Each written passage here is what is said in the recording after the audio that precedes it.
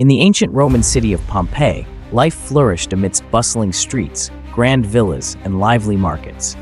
Located near the Bay of Naples in Italy, Pompeii was a vibrant hub of commerce and culture during the 1st century AD. Citizens enjoyed a comfortable lifestyle with well-paved roads, public baths, and ornate temples dedicated to Roman gods. The city's residents, from wealthy merchants to humble artisans, thrived in a bustling urban environment. They engaged in trade, producing pottery, glassware, and agricultural goods that were exported throughout the Roman Empire.